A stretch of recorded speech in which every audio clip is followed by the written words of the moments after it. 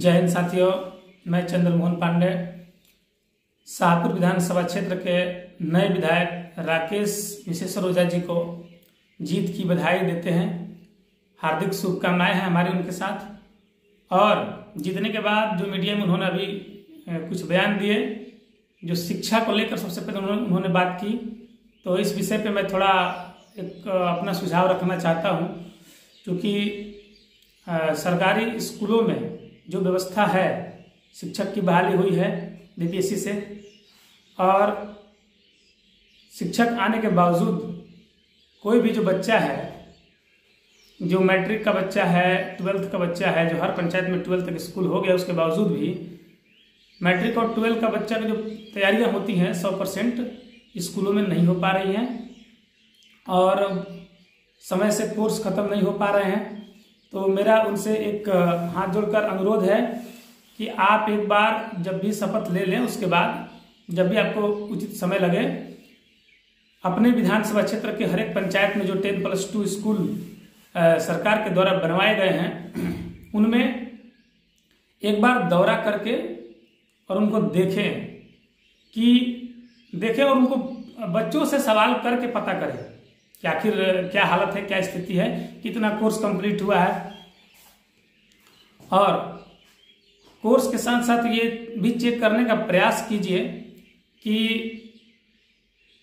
पढ़ाई हुई है कि नहीं, समझ में बच्चों को कितना आया है और कितना सिखा पाए हैं, ये चेक करने का प्रयास कीजिएगा। वरना कोर्स तो 1 महीने में बहुत सारा खत्म किया जा सकता है। तो अगर बच्चों को समझ में आ रहा है, पढ़ाई अच्छी हो रही है, तो ठीक है, नहीं तो आप उनको कुछ सुझाव दीजिए, शिक्षकों को, प्रिंसिपल्स को, और जो भी आप अपने तरीके से कर सकते हैं वो उसमें करने का प्रयास आप कीजिए, ताकि सरकारी स्कूल की हालत सुधर सके। क्योंकि बहुत सारे 90% से भी ज़्यादा ऐसे बच्चे हैं जिसका घर की हालत इतनी अच्छी नहीं है कि वो किसी छोटे से छोटे प्राइवेट स्कूल में भी अपना नाम लिखवा सके। इसलिए मेरा आपसे अनुरोध है कि आप इस विषय पर गंभीरता रखते हुए सबसे पहले अपने 10+2 स्कूल जो हर पंचायत में खुले हैं, उसका दौरा कीजिए, उनका जानकारी हासिल कीजिए और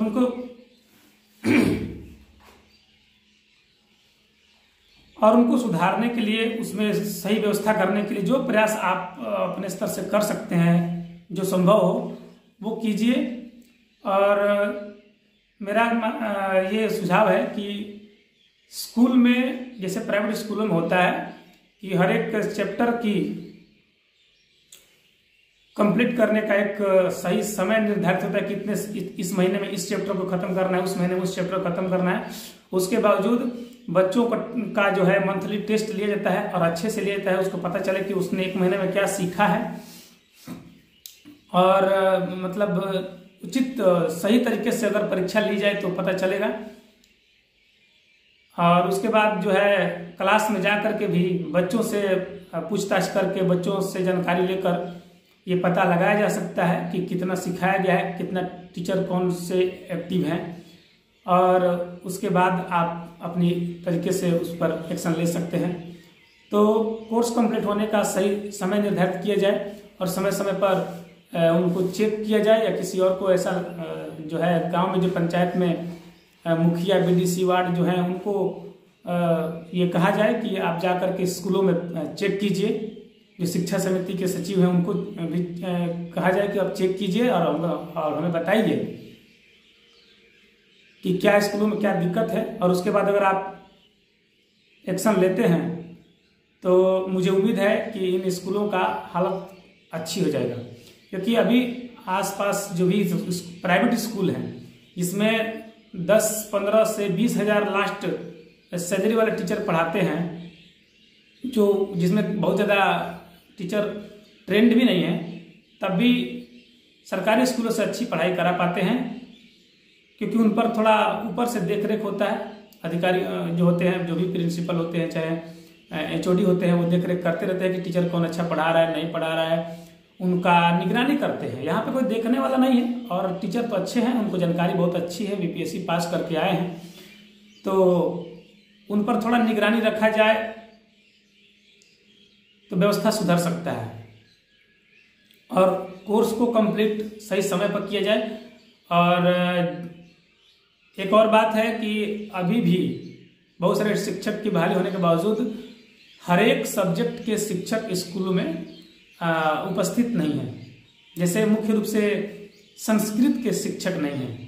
10th में संस्कृत की जरूरत है, जितना मैथ की है उतना संस्कृत की जरूरत है, 100 नंबर का वो भी है, लेकिन संस्कृत पढ़ाने वाला जो कि हम अपने पंचायत के स्कूल में की बात कर रहे हैं, शिवपुर पंचायत के, उसमें नहीं है।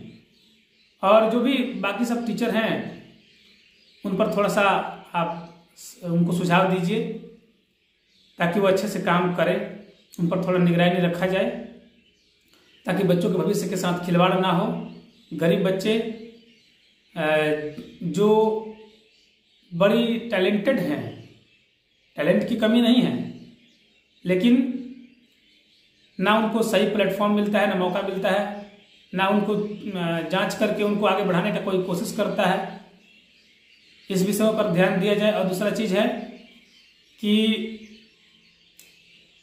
10+2 स्कूल है, इसमें टीवी लगा है जो चलता नहीं है, कंप्यूटर लैब है नहीं, साइंस लैब ये बहुत जरूरी है। अगर आप बच्चों को साइंस पढ़ाते हैं और उसको लैब में दिखा करके पढ़ाया जाए, उनको प्रैक्टिकल करा के पढ़ाया जाए तो अच्छा होगा।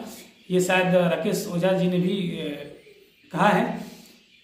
तो किसी भी स्कूल में मुझे लगता है कि जो सरकारी स्कूल हैं उसमें साइंस लैब, कंप्यूटर लैब की व्यवस्था नहीं है। इसके लिए भी आप सरकार से आवाज़ उठाइए, क्योंकि सरकार है आपकी, प्रचंड बहुमत की सरकार है। तो अगर आप ऐसा करते हैं तो मुझे आशा है कि बहुत जल्द रिजल्ट मिलेगा और 1 साल के अंदर हमारे सरकारी स्कूल के बच्चे आपको काफी प्रोग्रेस करते हुए दिखाई देंगे। और जो जिन पर किसी की आशा नहीं रहती है कि ये कुछ कर सकता है, वो भी कुछ करने के लिए सक्षम हो पाएगा। इसलिए मेरा आपसे एक बार पुनः अनुरोध है, विनती है, प्रार्थना है कि शपथ ग्रहण के बाद जब भी आपको लगे कि अब क्षेत्र में थोड़ा नजर दौड़ाना चाहिए, तो सबसे पहले आप सरकारी स्कूल और उसके बाद सरकारी हॉस्पिटल इनका दौरा कीजिए, जांच कीजिए, उनके सुधार करने का प्रयास कीजिए। मुझे आशा है आप ऐसा ही करेंगे, क्योंकि आपने भी खुद ये बात कही है। और इसी आशा के साथ बहुत बहुत एक बार फिर से बधाई और शुभकामनाएं। जय हिंद, जय भारत माता।